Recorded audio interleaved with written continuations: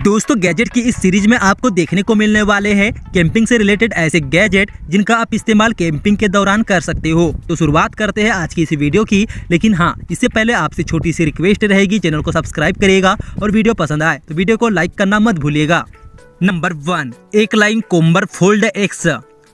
दोस्तों अगर आप फेरस कैंपिंग का इरादा बनाते हैं और एक ऐसा गैजेट चाहते हैं जो कि फेरस कैंपिंग में आपके लिए एक मल्टी टूल की तरह काम करे, तो ऐसे में आप इस्तेमाल कर सकते हैं इस तरह की एक्स को, जो कि देखा जाए तो एक तरह की फोल्डेबल कुल्हाड़ी होती है जिसका इस्तेमाल आप लकड़ी काटने के लिए कर सकते हो।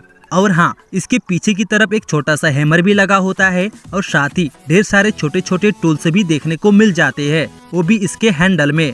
तो दोस्तों अगर आप भी कोई पिकनिक वगैरह या फिर कैंपिंग वगैरह जाने का टूर बना रहे हैं तो ऐसे में ये आपकी काफी मदद करेगा, जिसे कि आप एक बार जरूर से ट्राई करके देखिएगा।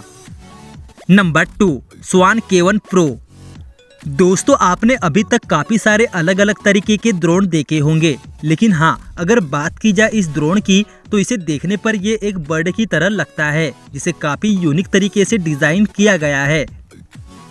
और इस ड्रोन के साथ आपको एक कंट्रोलर भी देखने को मिल जाता है और साथ ही एक असिस्टिव डिस्प्ले भी देखने को मिल जाती है, जिसमें कि आप रिकॉर्डेड सारी वीडियोस को लाइव स्ट्रीम देख सकते हो। और ये ड्रोन काफ़ी तेज़ी से मूवमेंट करता है और काफ़ी तेज मोशन के साथ फ्लाई करता है। और दोस्तों आप इसे एक वीडियो गेम की तरह भी उड़ा सकते हो और इसे कंट्रोल कर सकते हो, और इसका इस्तेमाल वीडियोग्राफिक्स, फोटोग्राफिक्स एंड सर्च इंस्टॉलेशन में कर सकते हैं। नंबर 3, डेलिंडा। दोस्तों अक्सर हम लोग घर से जब बाहर जाते हैं तो वैसे में हम अपने पैरों में शूज वगैरह पहन लेते हैं ताकि हमारे पैरों में धूल मिट्टी वगैरह न लग पाए और हमारे पैर सुरक्षित रहे। लेकिन हाँ, आपने अभी तक एक नॉर्मल शूज का इस्तेमाल किया है जो कि हर कोई करते हैं, लेकिन अब मैं आपको एक ऐसा शूज दिखाने वाला हूँ जिसको आप पहनकर नेचर को पूरी तरह से फील कर सकते हैं। जी हाँ दोस्तों, इस शूज को खास तौर पर ऐसी जगहों के लिए बनाया गया है जहाँ पर बहुत सारी घास लगी हो या फिर ऐसी जगह हो जहाँ पर पैदल चलना आपको वाकई में अच्छा लगता हो, क्योंकि उस शूज को छोटी छोटी स्टील रिंग से बनाया गया है जिससे कि आप नीचे की धूल मिट्टी को पूरी तरह से महसूस कर सकते हैं। तो दोस्तों अगर आप भी ऐसी ही शूज की तलाश में हैं तो आप एक बार इस शूज को जरूर से ट्राई करके देखिएगा। नंबर 4, उबर Lebon.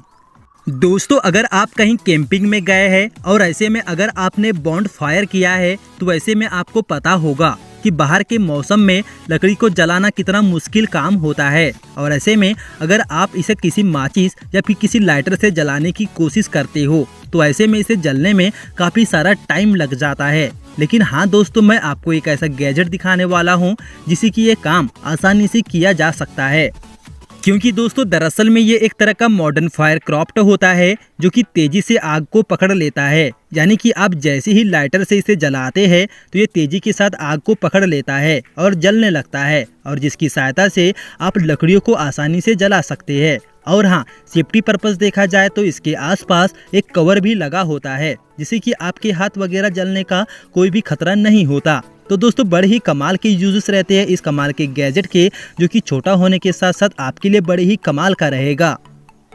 Number 5, Nordic pocket show.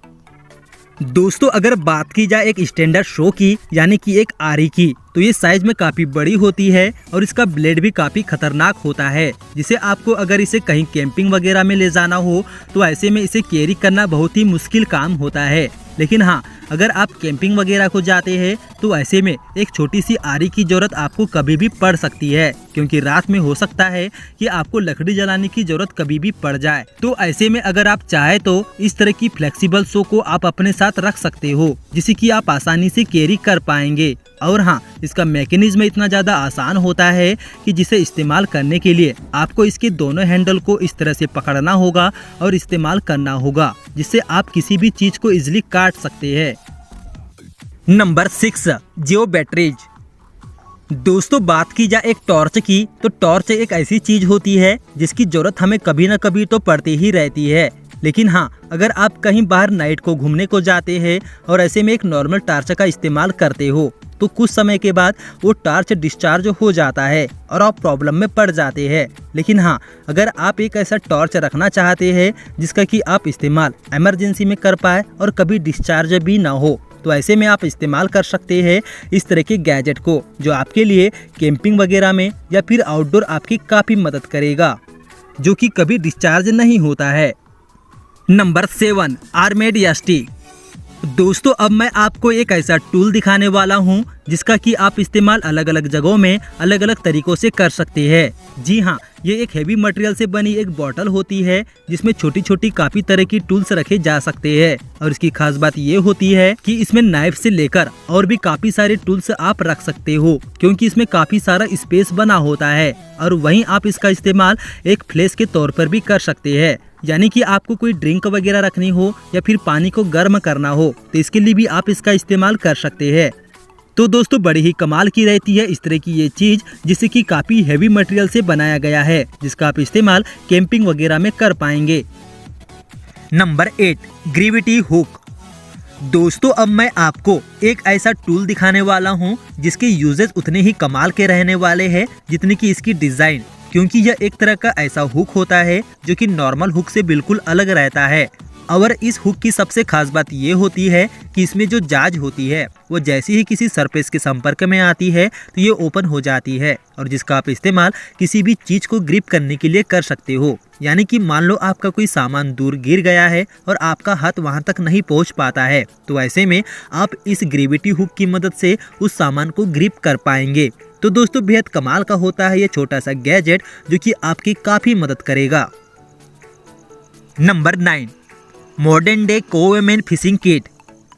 दोस्तों, वैसे तो फिशिंग करने के लिए फिशिंग रॉड का इस्तेमाल किया जाता है, लेकिन बात की जाए ट्रैवलिंग की तो ऐसे में आप अपने साथ इन बड़ी बड़ी फिशिंग रॉड को अपने साथ कैरी नहीं कर पाते हैं। तब ऐसे में अगर आप चाहे तो आप इस्तेमाल कर सकते हो इस छोटे से गैजेट को, जो कि एक तरह की ऐसी छोटी सी फिशिंग किट होती है जिसे कि आप अपने पॉकेट में इजीली कैरी कर सकते हो। और साइज में छोटा होने के कारण बच्चे भी इसका इस्तेमाल कर सकते हैं। और इसके अंदर आपको छोटी छोटी बॉक्सेस देखने को मिल जाती है, जिसमें लॉर्ज के साथ साथ हुक्स भी देखने को मिल जाते हैं।